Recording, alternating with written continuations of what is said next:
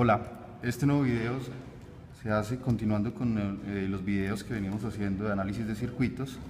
En esta oportunidad traemos un circuito mixto también, donde nos piden encontrar la resistencia total, la corriente total que circula por el circuito, la corriente en el punto A, que es la que pasa por R2, la corriente en el punto B, que es la que está circulando por R3, y la corriente en el punto C, que está circulando por R4, además de la potencia total que se está generando en el circuito.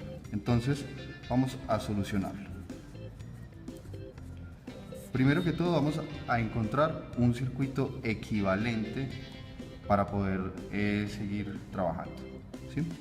Entonces vamos primero a hallar la resistencia equivalente de R3 paralelo con R4. Esto sería igual a 2.2 kilo ohmios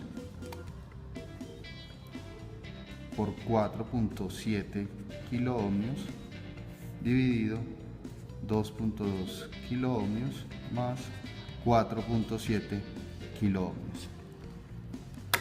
Eso sería igual a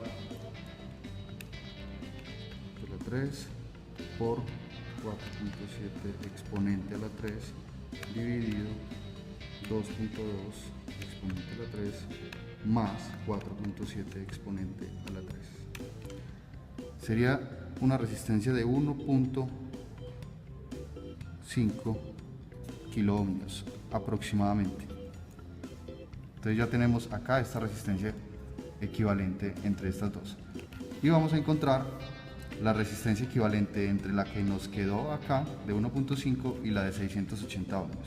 Entonces sería R34 paralelo con R2, que sería igual a 680 ohmios por 1.5 kilo ohmios dividido la suma 680 ohmios más 1.5 kilo ohmios. Eso sería igual a 680 por 1.5 exponente a la 3 dividido 680 más 1.5 exponente a la 3. Sería una resistencia de 468 ohmios aproximadamente. Ya tenemos acá la resistencia equivalente de estas tres en paralelo y nos quedaría un circuito de esta manera.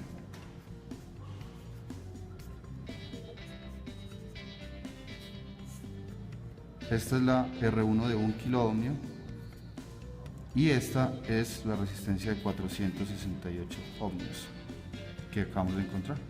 Entonces la R total sería la sumatoria de esas dos. Entonces ya podríamos decir que es 1468 ohmios aproximadamente. 1468 ohmios aproximadamente la resistencia total.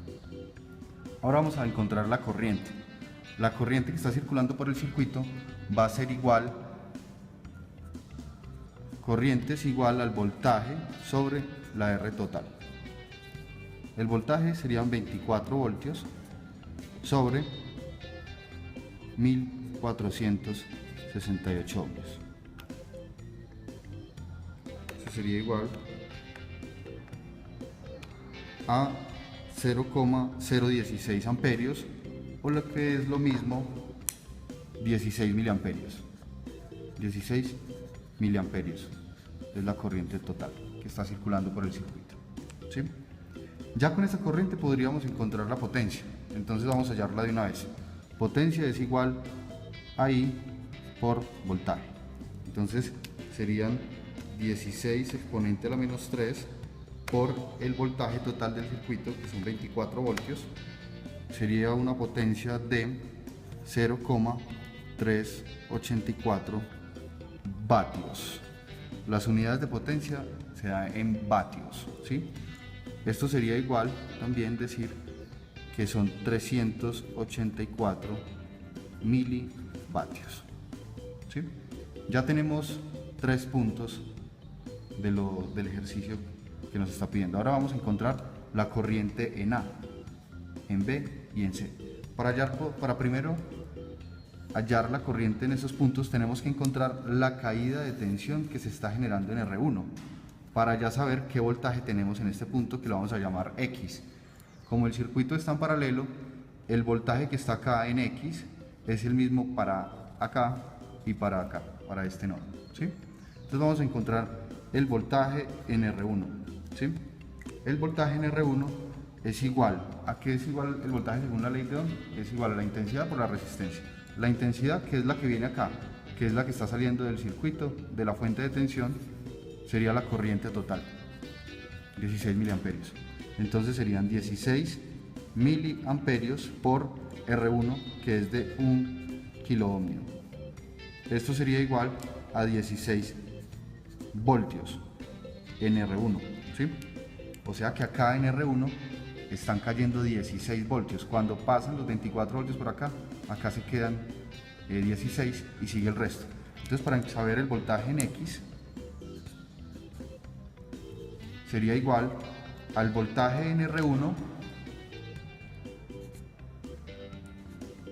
perdón, al voltaje de la fuente, que sería voltaje 1, voltaje de la fuente menos el voltaje en R1.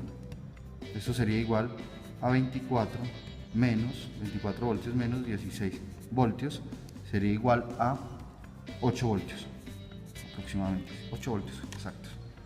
Ya tenemos entonces el voltaje que está alimentando este nodo y este nodo, que es el mismo para todos, 8 voltios. Ya teniendo ese voltaje podemos encontrar la corriente en A. La corriente en A es igual al voltaje en X sobre R2, que eso sería 8 voltios dividido 680 ohmios. Entonces serían 8 dividido 680, serían 11 miliamperios aproximadamente. Encontremos la corriente en B. Sería igual al voltaje X sobre R3. 8 voltios dividido 2.2 kiloohmios. Serían 8 voltios dividido 2.2 exponente a la 3. Serían 3.6 miliamperios aproximadamente. Y la corriente en C es igual al voltaje en X sobre R4. Entonces serían 8 voltios dividido 4.7 kiloohmios. Entonces sería 8 dividido 4.7 exponente a la 3, sería 1.7 miliamperios. Ya tenemos las tres corrientes que nos están pidiendo en el circuito, la corriente en A, la corriente en B y la corriente en C.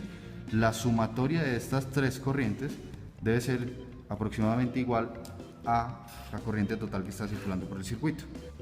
Entonces sería 11 exponente a la menos 3 más 3.6 exponente a la menos 3 más 1.7 exponente a la menos 3. Ahí están, 16 miliamperios aproximadamente. Bueno, esta es la manera de abordar este tipo de circuitos. Es una manera muy sencilla, solo requiere de práctica. Ya lo vamos a montar entonces en el multisim para verificar que esos valores que encontramos cuando lo estemos simulando también nos den igual. ¿Ok? Bueno, acá ya tenemos el circuito montado en multisim para simularlo y verificar que los datos que nos dieron sean correctos. Con este estamos midiendo la corriente, la corriente total del circuito con XM2.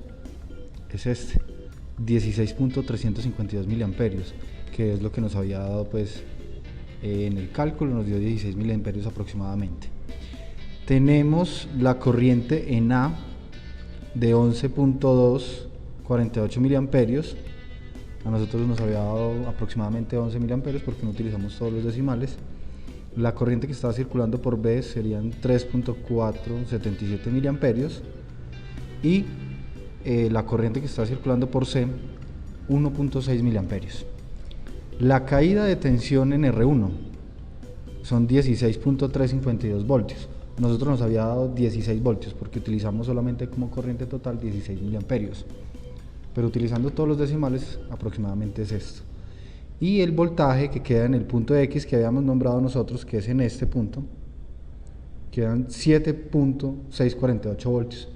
Y a nosotros nos había dado en el cálculo 8 voltios. Entonces son valores aproximados los que hemos hecho en cálculos porque no utilizamos todos los decimales, pero acá pues es mucho más preciso. Bueno, ya con este entonces verificamos que todo se encuentra bien. Entonces dejamos este video hasta acá.